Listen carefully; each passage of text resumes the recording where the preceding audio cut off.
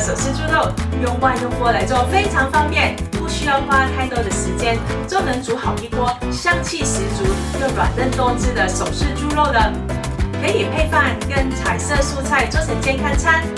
也可以夾在漢堡、三明治裡面，甚至放在馬鈴薯泥上面，都是非常美味的。